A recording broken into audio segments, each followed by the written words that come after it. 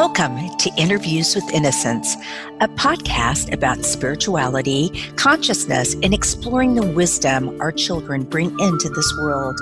I believe that our very young children are our greatest teachers. After all, they're the masters of living in the present moment, bubbling in unconditional love, enjoying the messiness of life, and curious about the universe in all its dimensions. The pure essence that young children exhibit lives within all of us. My hope is that these interviews will help us discover, embrace, and connect with the sacred core of childhood that resides within each of our hearts. I am your host, Marla Hughes.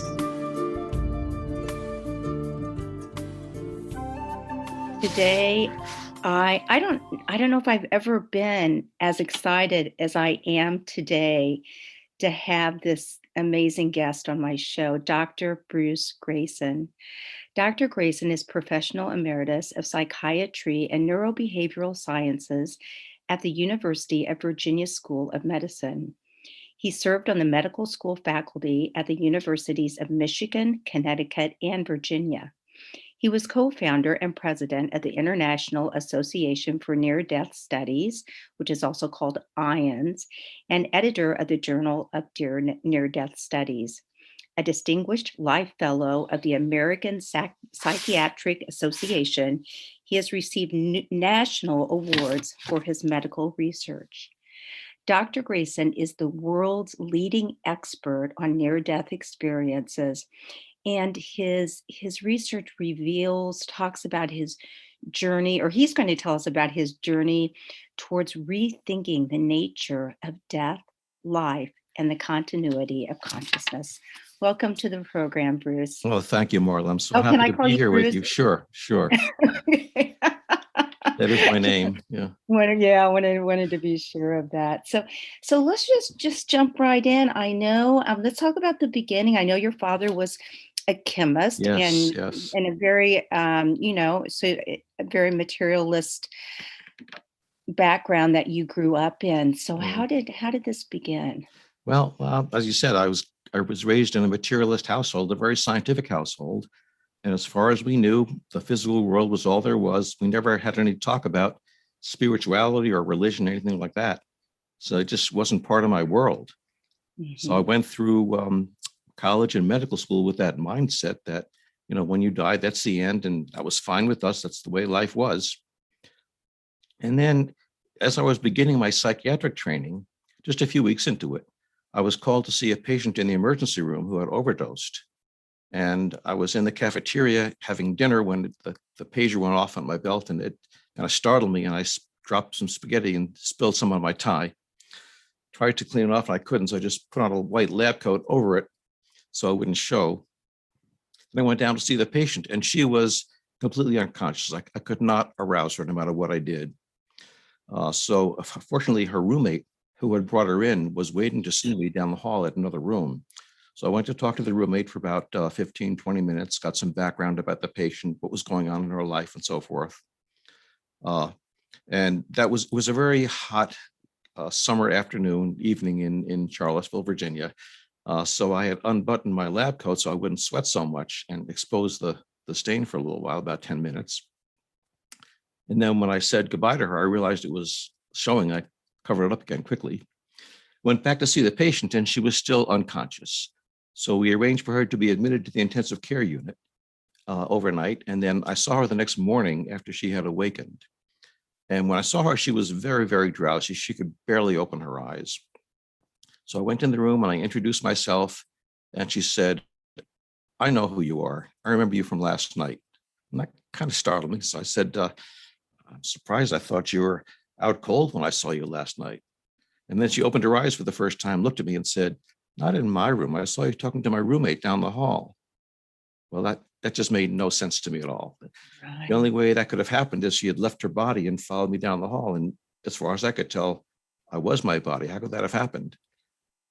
So she sensed my confusion and then proceeded to tell me about the conversation I had with her roommate, the questions I asked, the answers the roommate gave, where we were sitting, what we were wearing. And finally, she told me about the stain on my tie. I was just blown away. I couldn't imagine how this could be. But I realized I was there to do a job. I had to help her. I wasn't there to deal with my confusion, but with hers. So I pulled it together and tried to deal with her. And as the next few days evolved, I was into this, and I just couldn't. I tried to tell myself somebody was playing a trick on me. The nurses were, trying to fool this young green intern. I just couldn't imagine how it happened. So I just pushed it out of my mind for several years. And then about 5 years later, Raymond Moody wrote a book called Life After Life, in which he gave us the term near-death experience and described what they were like. And I read this, and actually Raymond was working with me there in Virginia. I talked with him about it, and I realized for the first time that what this patient had told me was not just one isolated event, but part of a huge phenomenon. It still made no sense to me, but I realized then I've got to study this. As a scientist, if you don't understand something, you have to go toward it and try to understand it. So I started trying to collect cases and make some sense out of it all. And here I am 50 years later, still trying to make sense out of it. Wow. I've had Raymond on the show, I think 4 times now. He's become a very good friend. Yes. And yeah, his work is just amazing. So just you were an intern when this happened. Just curious, Yes. did you confide in anyone? I did not. I did not. I didn't know what it was. I thought they may think I'm crazy. They may think I'm gullible. I was embarrassed. I just didn't want to deal with it. Yeah. Well, it's understandable. Yeah. So we've had a lot of people on this show talk about NDEs, but could you just briefly define what an NDE is and its features? Yeah, it's a very profound experience that a lot of people have when they are close to death, or sometimes when they're pronounced dead. That includes unusual features like a sense of leaving the physical body, having an overwhelming sense of peace and well-being, sometimes watching the physical body from above, and then sometimes leaving this physical realm and going to some other type of dimension or realm where they encounter other beings, sometimes deceased loved ones, sometimes a deity. They may relive their entire lives, and at some point come to a decision to return to life or are sent back to life, and then find themselves back in their bodies, trying to make sense of what that was like, what happened. For me as a psychiatrist, some of the most profound aspects of it are the after effects of the way it changes people forever. And I want to talk about that, but before we do, I know, because I've seen you speak a few times and I've seen you get teary a few times, and I know it's the emotion. I mean, just to be able to say, so these are the, features of an NDE, but just the emotion that comes out and what it brings out in you. Can you just talk about that a little bit? Yeah, my wife hates that. But Hates what? a lot of the people that I talk about, the near-death experiences, have become friends over the years, and their stories are very moving and they're very personal, and they're very touching to me. And their lives have sometimes been upended because of the near-death experience, and that's very emotional also. How they've had to readjust their whole lives because of this experience. Wow. So let's talk about the transformation a little bit and talk about that. And then if you could share a few stories. Sure. Well, typically, people come back from a near-death experience with a much greater sense of spirituality, not necessarily religion, but spirituality, a sense of being connected to other people, to the universe, to the divine. And they feel that in their lives as they go on. They feel the sense of divine in their lives as they go on. They become much more concerned about caring and about compassion. They become much more altruistic in their behavior. They become much less concerned with things of this world, material possessions, power, prestige, fame, competition. And that sounds like a wonderful thing, but it can create havoc in their lives if their lives were not consistent with that beforehand. For example, I knew one fellow who was a career Marine, He had been a bully in high school, was a real macho guy, and his lifelong goal was to be in the Marines. And he was in the Marines, and he was a sergeant in Vietnam. And he was shot in the chest and had shrapnel throughout his lungs. He was air evac to a hospital in the Philippines where he had an operation. And during the operation, he had a near-death experience. And when he came back from that, he was full of the typical sense of spirituality, being connected with other people. And when he was rehabbed and then sent back into the jungle, he found that he could no longer function as a Marine. He couldn't shoot somebody. That just is such an abhorrent idea to him that he couldn't do it. So he had to leave the Marines, which had been his lifelong goal, came back to the States and eventually retrained to be a medical technician. I've heard similar stories from police officers who found they couldn't do that job after a near-death experience. I've heard from people who were cutthroat businessmen who came back from a near-death experience thinking that getting ahead at someone else's expense makes no sense at all. That we're all in this together, that hurting other people ends up hurting yourself. And they either left the business or changed entirely how they did the business and treated their customers and their employees much more compassionately. That's so beautiful. And I mean, can you think of anything else that you've seen as a psychiatrist that transforms a person like that? No, we make our livings trying to help people change their lives, and it's difficult work, and it takes a lot of time, and you make incremental changes. And here you've got an experience that in a matter of seconds totally transforms their attitudes, beliefs, values, and behavior, and it doesn't go away. I've talked to the people in their 90s who had the experience as children, and as they say, it's like it happened yesterday. I've never gone back to the way I was before. And I know you also talk about how it's outside of time. Yes. And can you and I love the Albert Einstein story. Could you tell that? Yeah. A lot of near-death experiences say that time did not exist in the other realm, that they just didn't have a sense of time, which is kind of a paradox when they tell it, because they tell the story as if this happened and then this happened and this happened. Right. And I asked them, how can you have a sequence of events if there's no time? And they just shrug and say, well, when I talked about it here, it's a paradox. But on the other side, it wasn't a paradox at all. Everything was happening at once and in a sequence. So the Einstein story, there was a geologist in Switzerland, Albert von St. Gallenheim, who had fallen climbing the Alps. And he had an incredible near-death experience as he was falling.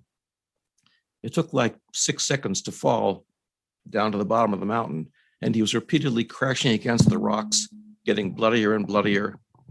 And as he was doing this, he had this incredible sense of bliss. And he wrote later about this, saying that when I watch people fall, it's terrifying. But when I myself was falling, it was wonderful. I was watching my body getting bloodier and I didn't feel a thing. It was wonderful.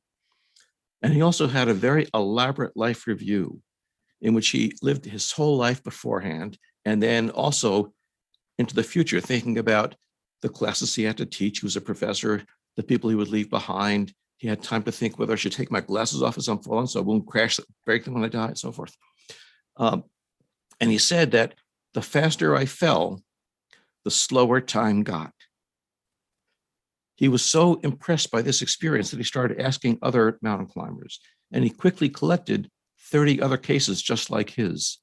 And he published these in the yearbook of the Swiss Alpine Club in 1892, the first collection we have of near-death experiences. Of course, they didn't have a name for it back then. But he was also so taken by this experience that he told all his geology classes about this experience. And back in the late 1890s, he had a teenager in his class named Albert Einstein. And he told this class about his near-death experience, including that as you go faster and faster, time gets slower and slower. And Einstein was so taken with time that he actually took a second geology class with him and heard the story again. And it was about 15, 20 years later when Einstein wrote his theory of relativity, in which he said that the faster you go, the slower time gets. So did Heim's NDE influence Einstein? We don't know. He never Right. said that, but it's certainly possible. Yeah. Wow. That's such a great, great story. So let's go in a bit of a different direction, talk about how do we know that they're real and Hmm, not lack of oxygen, drug induced hallucination, all these, physical, things that we try to psychosis, even that we try right, to say right. that it's because of that. Can you chat about that? Sure. Well, as I said, I started out as a materialist and I was trained in medicine. So when I first encountered these strange things, I tried to explain them with what I knew, my physiological background. And we thought of lots of different explanations: lack of oxygen, drugs given to people as they're approaching death, um, chemicals being produced in the brain under stress, like endorphins, a variety of things. And some of these we were able to test. For example, we were able to measure the amount of oxygen getting to people's brains as they're approaching death. And we found that those who had near-death experiences actually had more oxygen going to the brains than those who didn't. Likewise, people who were given drugs tend to have fewer near-death experiences than those who weren't given drugs. So we're able to rule out most of these simplistic explanations. And we just didn't have one that was left. That doesn't mean we never will, but we don't have one at this point. Um, However, there are ways we can look at whether an experience is real or not. For example, hallucinations and delusions that come with psychosis are very different from near-death experiences in a variety of ways. They tend to diminish people's lives. They make people more fearful, more introverted, more afraid. Um, they are idiosyncratic. They are inconsistent from one person to another. When it's over, people recognize that they were not real and they don't want to talk about it. They don't want to share it with other people. On the other hand, near-death experiences are very calm and pleasant and reassuring, and people feel they enrich their lives, not diminish them. Um, they are remembered vividly for decades afterwards. They don't fade as hallucinations do. They're very consistent from person to person. And they're remembered as being more real than this reality. They say they're hyper real. In addition to that, there has been a scale that was developed to measure whether memories are memories of real events or memories of imagined events. And we gave this scale to near-death experiencers. And we asked them to rate their near-death experience, their memories of the near-death experience, with their memories of another dramatic event from their lives at the same time, and from an imagined event that didn't happen at the time. For example, if they were afraid something was going to happen, but it didn't, or they were hoping something would happen and it didn't.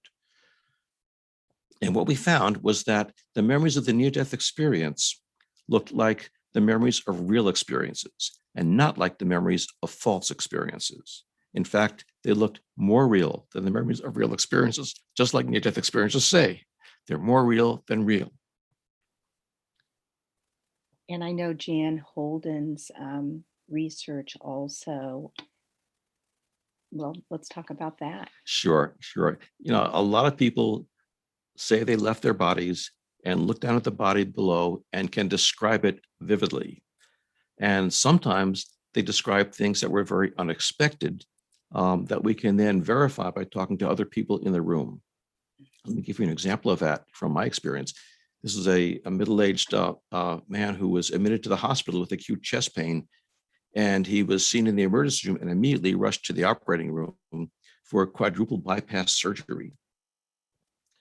And in the middle of this operation, he said he left his body and he was looking down and he saw the surgeon flapping his arm. He was trying to die. And when I heard that, I thought, this has got to be a hallucination. I had been a doctor for 30 years at that time. I've never heard of anyone doing that. You don't see doctors on TV doing that. No, you don't. Surgeons are very serious, especially in the middle of an operation. But he insisted that this was really what happened. So in the next few days, with his permission, I talked to the surgeon. And the surgeon acknowledged, yes, that was actually right, that he had developed this unique habit that he never saw anyone else do, that he lets his assistants start the operation while he puts on his sterile gown and gloves. And then he goes into the operating room and he watches them. And he doesn't want to touch anything that's not in the sterile field. So he puts his palms flat against his chest where he knows they won't touch anything. And he points things out to his assistants with his elbow so he won't touch anything with his fingers. And he demonstrated to me, and it's just like Al said, it's like he was trying to fly. There was no way he could have known about that, and yet he did. You mentioned Jan Holden's research. She actually looked at about 100 different cases that have been published in the literature about near-death experiences where people have left their bodies and described things that could be corroborated potentially by another person. And in 92% of these cases, the description was entirely accurate. In 6%, there were some errors, and only 1% was totally wrong.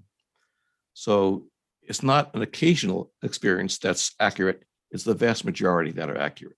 Right. And hallucinations don't produce accurate perceptions.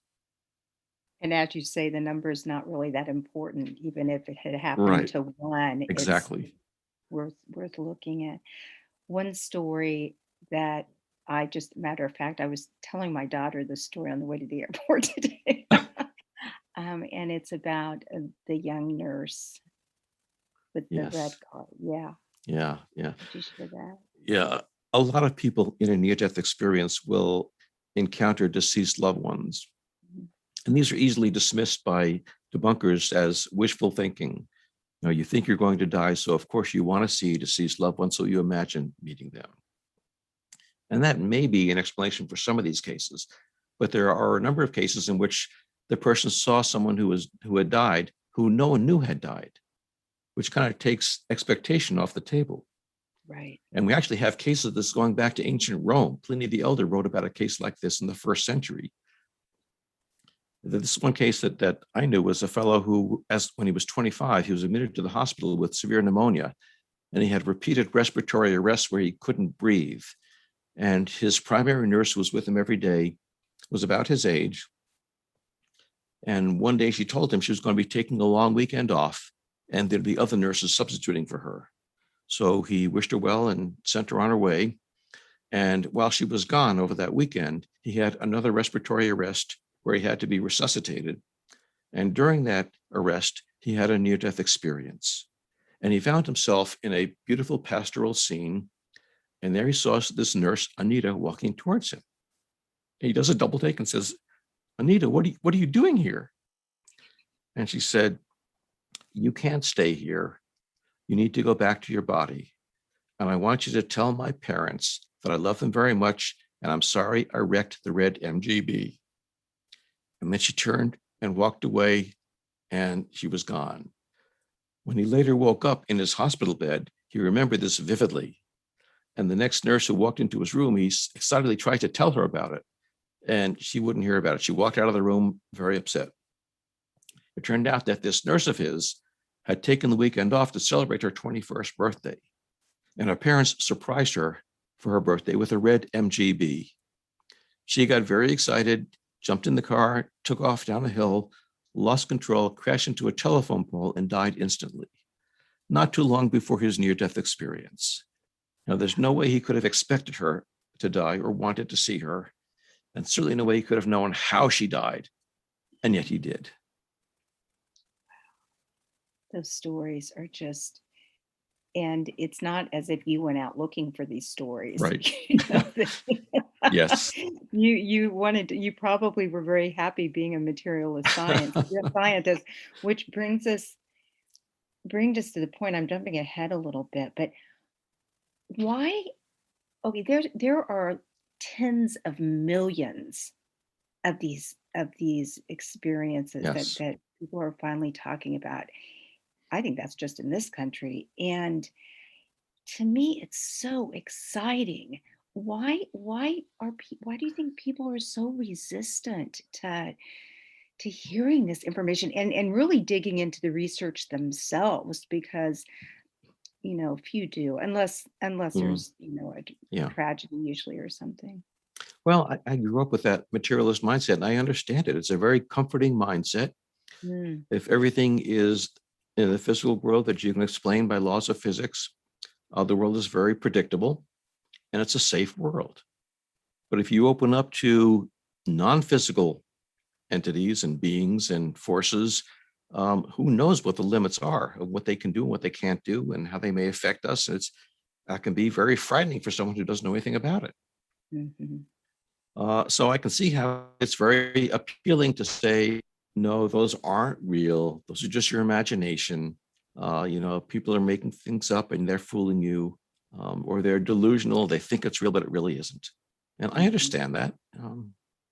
Right. Yeah. Do people that are really religious, all different kinds of religion before they're or atheists before their NDE, do they come back more religious or more spiritual? They, Just gen- spiritual. they generally come back more spiritual. There are certainly some who go back to their own religion and find it very comforting, but the vast majority come back feeling that all religions are basically the same, and they feel equally at home in any church or synagogue or mosque or just even out in nature.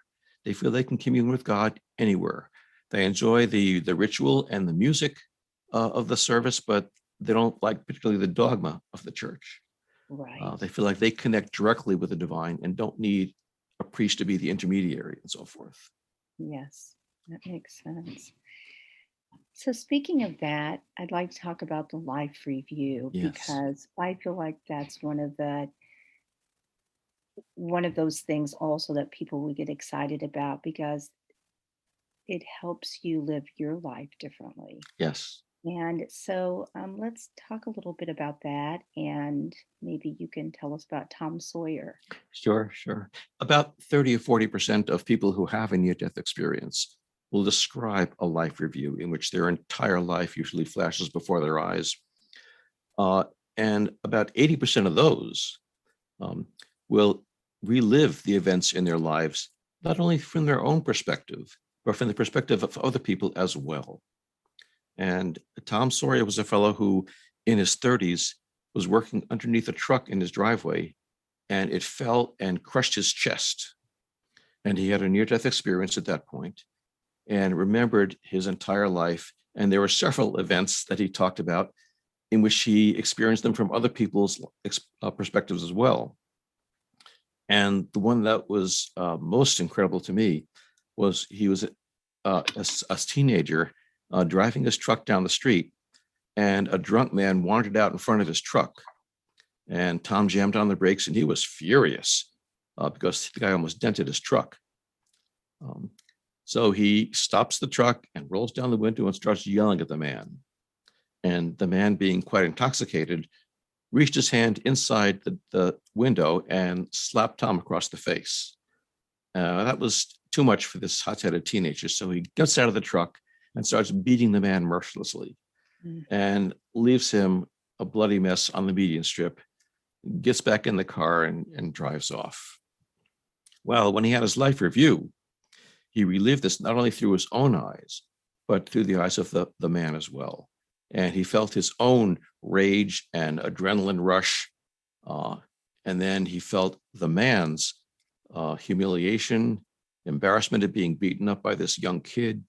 He felt every one of Tom's 32 blows with his fist against the guy's face. He felt his nose getting bloody, his teeth going through his lower lip.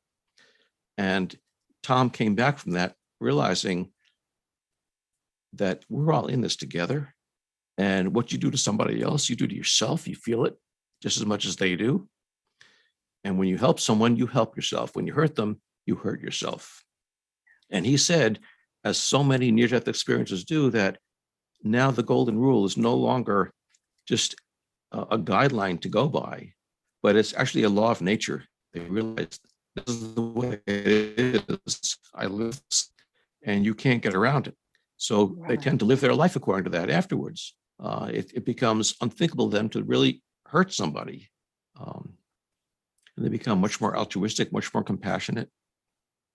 So profound that it's a part of nature. It's not a moral thing Yes, or, kind of a lesson to learn. It just right. is. It's not a rule that we made up. It's a part of the Yes. way the universe works. Wow. So how has this impacted your life? All of these stories and this Yeah. awakening, and how has your life changed? Well, it's of course it's changed a great deal. Mhm. I went into this thinking that science had all the answers, and now I realize science doesn't even have all the good questions. But there are just some questions that can't be answered by physical science. We may eventually expand science to be able to handle some of the other, the more spiritual questions as well. But at this point, we don't have that ability. So we have to say that there's some questions that we're not going to get answers to. And that's okay with me now. It didn't used to be. I used to not be happy with not having the, I needed to get all the answers, and now it's fine. We're not going to get all the answers. Right. I kind of think that, if these guys are right, the near-death experiences, that when I die, I may have all the answers, but I don't need them now. Right. Almost every near-death experiencer comes back saying they are no longer afraid of dying, that death is nothing to be afraid of. And I've kind of absorbed a lot of that. You can't talk to thousands of these people without absorbing some of this. I can't say that I was afraid of death before this, because I never really thought about death before this. It just, when you die, that's the end. And what's there to be afraid of? But now I kind of think that there is something waiting for us after we die, and it's not something to be afraid of. As a psychiatrist, when I first heard near-death experiencers say that death is something that's wonderful and not to be afraid of, I was worried that if their word of that gets out, that's going to make people suicidal. Right. Because I had dealt with a lot of people who were thinking about taking their lives, but were deterred because they were afraid of what might happen if they do that. So I did a study of people who were admitted to my hospital with a suicide attempt. And I compared those who had a near-death experience as a result of that suicide attempt with those who didn't.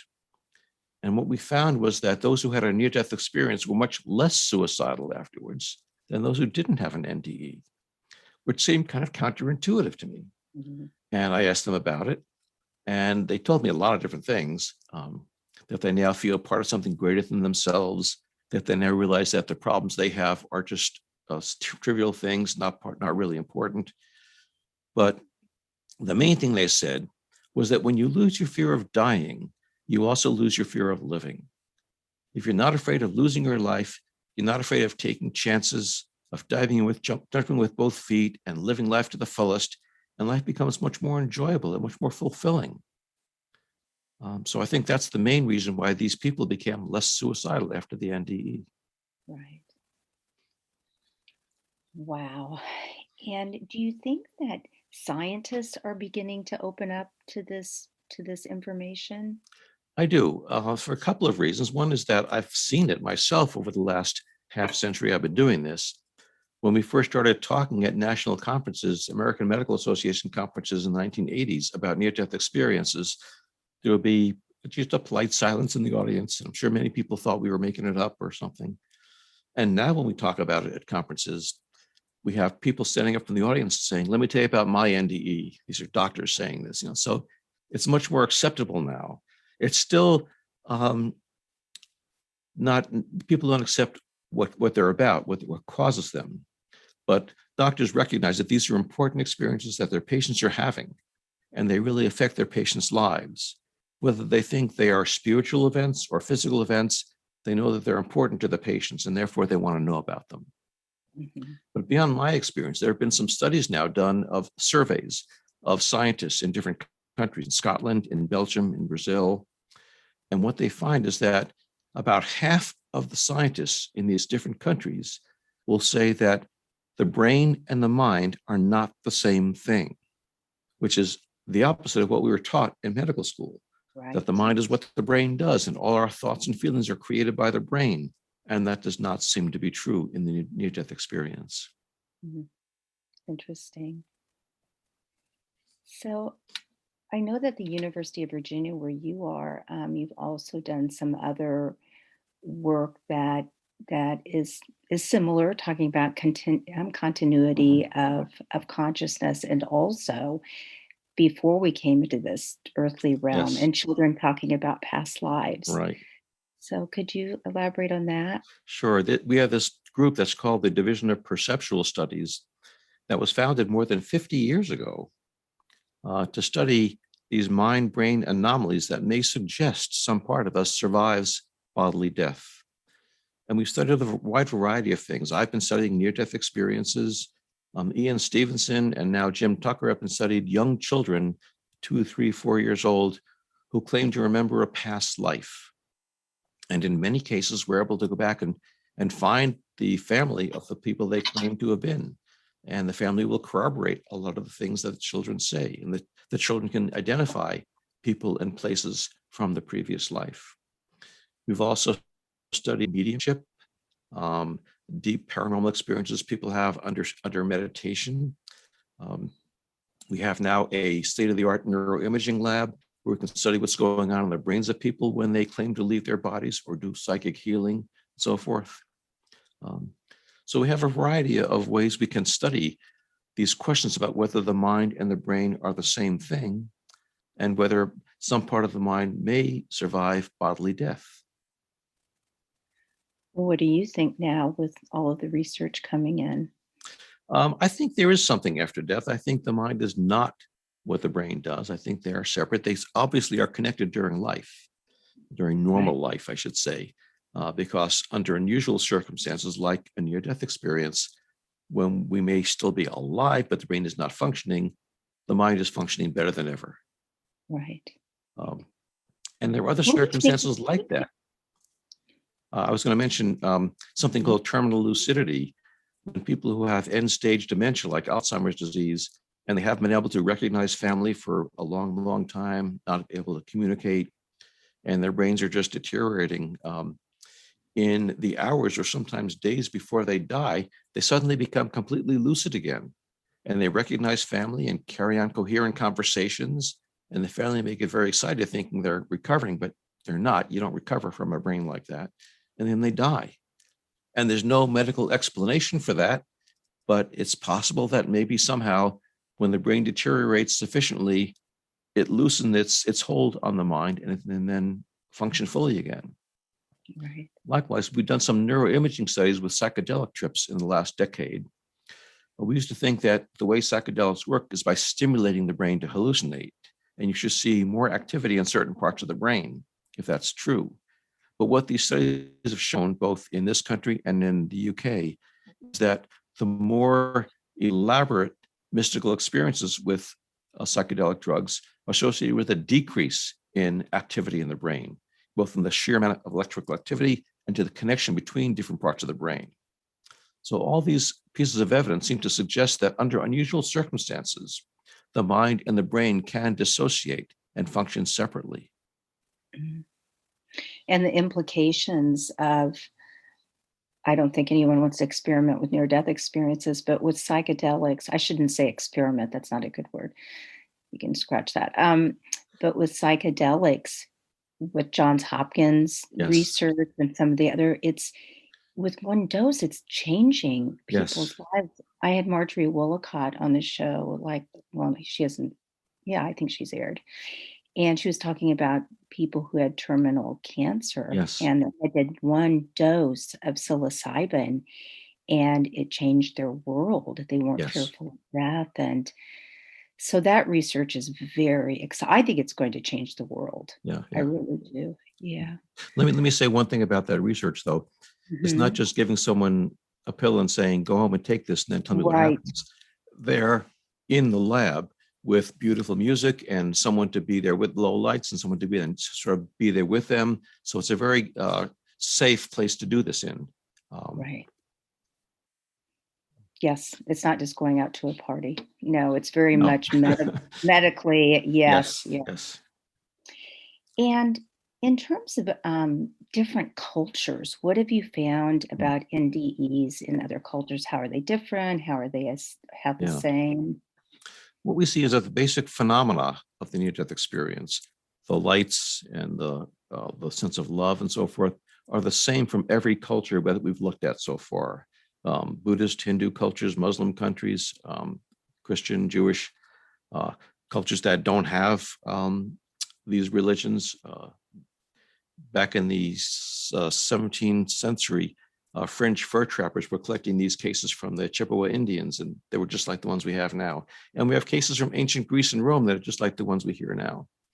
However, most near-death experiencers will start their NDE account by saying, well, there aren't any words to describe what happened to me. And we say, great, tell me about it. So we're telling them, we want you to distort it by putting it into words. And because these things aren't describable, they tend to use metaphors to describe a lot of them. And the metaphors come from their culture and from their religion. So people will describe this warm, loving being of light all over the world. And here in the US, we may say that was God or that was Christ, whereas people from Hindu and Buddhist cultures will not use those terms. So the way you describe these things will differ from culture to culture, but the basic thing you're describing is the same. Mm-hmm. So what do you think happens to the brain during this? I know you've touched on it a little bit about shutting down, but Yeah.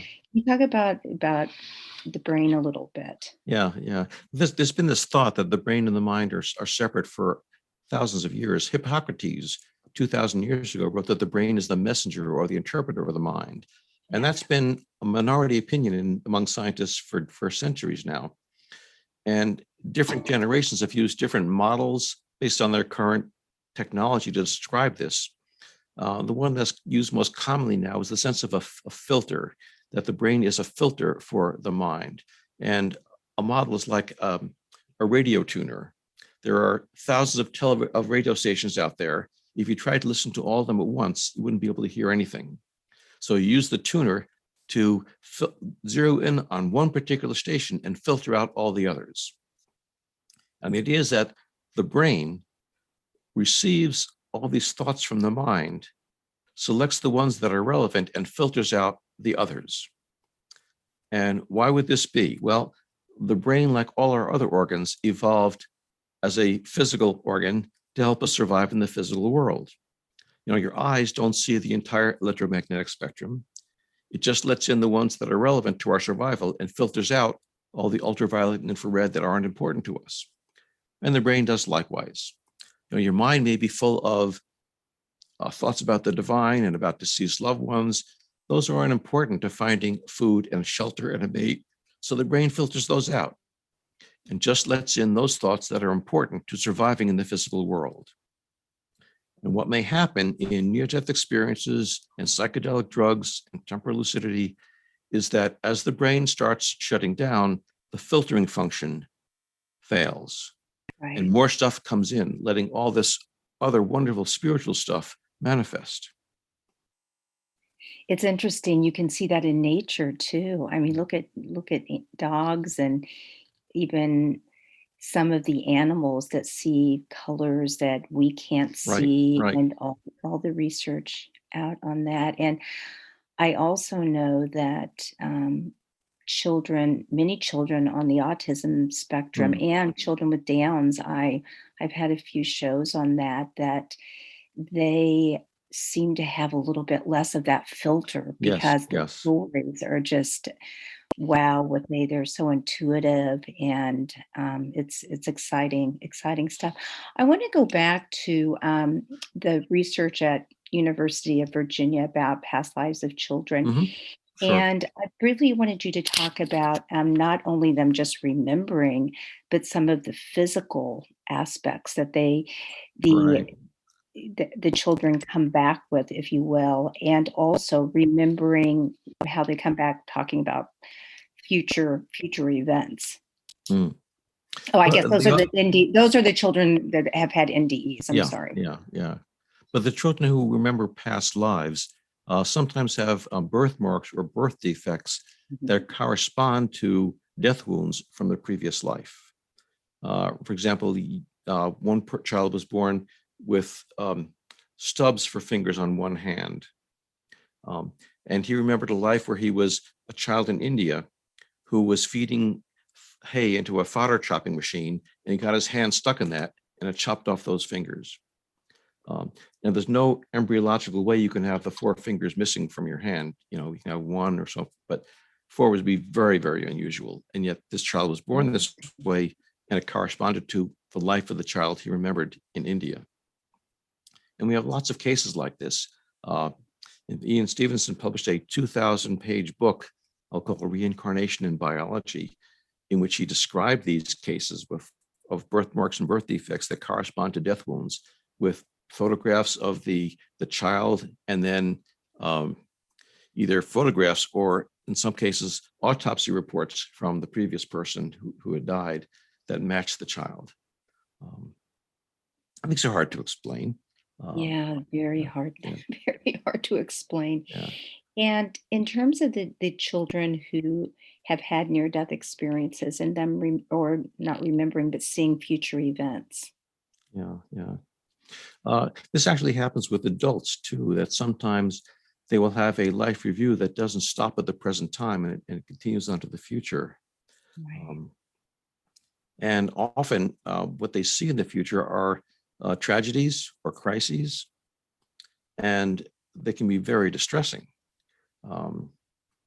And sometimes they don't know what those future events are going to be. One person I knew, he drowned as a teenager and had a near-death experience, and he had a life review, and there were several events in that life review that he didn't recognize. So he just kind of didn't make anything out of that. And then years later, one was of being at a funeral, and he didn't know whose funeral it was. And years later, his mother passed away, and he's standing at the funeral and realized, this is what I saw in my near-death experience. Everyone was standing in this position. That's what it was. Let me give you a very dramatic example. This was a fellow who lived in England. He was living in London during the Blitz in World War II. He was a young child. So I think he was around 5 years old. He might have been a little older than that. But he was in the Blitz, and the building was crushed, and he had a near-death experience at that point. And he had a life review, which wasn't very long because he only lived 5 years, but then it went on to the future. And he saw himself, he felt himself as an older man sitting in a comfortable chair. And there were two children playing on the ground in front of him, the floor in front of himself, a boy and a girl. And he heard his wife making dinner in the kitchen. And ahead of him was a large box that he didn't recognize. He didn't know what it was. So he just sort of, filed that away and didn't know what to make of it. And then decades later, when he was living in California, he found himself in that very scene, sitting in his easy chair with his son and daughter playing on the floor. His wife was in the kitchen making dinner. And he looks across the room, and there's a television set, which they didn't have in England when he was a little boy. Wow. So how do you think this near-death experience wisdom, if it was accepted by most, how do you think it would change humanity? Well, if everybody accepts the lessons from near-death experience, that we're all in this together, we're all interconnected, and that you can't hurt someone else without hurting yourself, that might go a long way towards eliminating some of the conflict and the turmoil in life and the interpersonal struggles we have. It might make people a lot more compassionate, and I mean that would change everything about how we live our lives. Right. In an interview, did we freeze there for a second? Are you there? Yes. Oh, great. Yes. It froze there for a second. Okay. I heard you talk in an interview about, it was a preliminary report about some college students and high school students who Yes. actually studied NDEs in school. Yeah. Ken Ring did several studies of college students who were taught a course in near-death experiences. And he gave them attitude tests before the class and after the class, and then a year later. And he found that those who learned about near-death experiences expressed much more compassionate and altruistic attitudes after the class was over, and that persisted a year later. Chuck Flynn at Miami University of Ohio did the same thing, and he found the same results. There was also a class done in Montana that showed the same thing at Montana State. Someone did a study of nurses who were taught a class in near-death experience, and she also found that they became much more compassionate.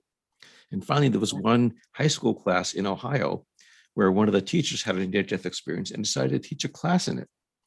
And she too measured their attitudes before and after and found that they became much more compassionate also.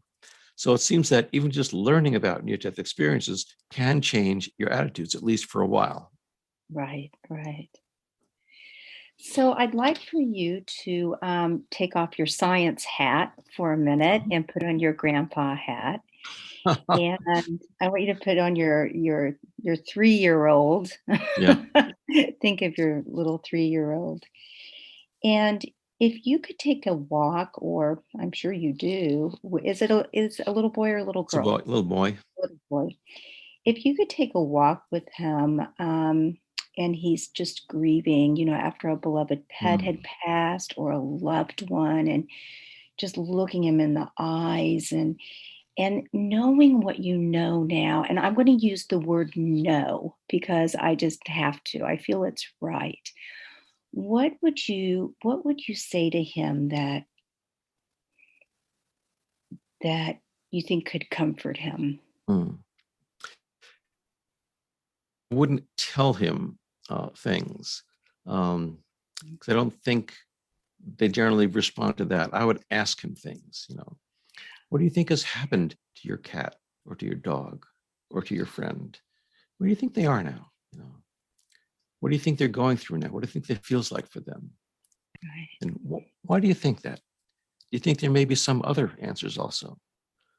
I've talked to many patients who were grieving or who were facing their own terminal illness, and they often want to know about near-death experiences. And again, I don't tell them what it's like. I ask them what they think it's like. And I invite them to challenge their own thoughts and think whether there may be some other ways of looking at these things. And I would do that with my grandchildren. I did it with my children as well. What do you think? Why do you think that? And but what if you get the response back, but Grandpa, what do you think? Yeah. Well, I would tell them, frankly, I don't know. Yeah. This is what I think, but I don't know for sure. Right, right. Beautiful. And what if you could take a walk with your 5 or 6-year-old self? What would you say, knowing what you know now? I would say, don't be so arrogant and think you know all the answers. Oh. Yeah. You don't look too arrogant to me. Well, you should have seen me 50 years ago. Well, Bruce, we need to wrap it up, but thank you so much for today. Oh. And I want to talk about, this whole interview has been about Dr. Greyson's book that just came back out. You can see it on the back of his bookshelf, and I have it right here too. I have read it in full twice, and I'm reading it again because it just brings so much comfort to me. And it's called After. A doctor explores what near-death experiences reveal about life and beyond. And I encourage my listeners just to be curious. And this book is just beautiful, as is the documentary series on Netflix, Surviving Death. And you are on that. And they're just all very, very interesting, inspiring, mind-opening, and all of that. But is there anything else you'd like to share with us before we go today? Just that the reason I wrote this book was that I do believe that learning about near-death experience will help people lead more fulfilling and more meaningful lives. Beautiful. Well, thank you so much. And if people want to find you, how would they do that? Well, my website is www.brucegreyson.com, and that's Greyson with an E. Great. Okay, Bruce, thank you so much. Give hugs to all those grandchildren. Sure. Thank you, Marla. It's been a pleasure talking with you. You too. Have a great day. You too. Bye-bye. Bye. Thank you so much for listening in today. If you want to learn more about the show, you can find us at interviewswithinnocence.com and on Facebook or Instagram at Interviews with Innocence. Please write me a message, tell me what you liked, and let me know what else you would like to hear. I would love to hear from you. And if you liked what you heard, please leave us an iTunes rating and review. It helps other listeners find the show. Thank you.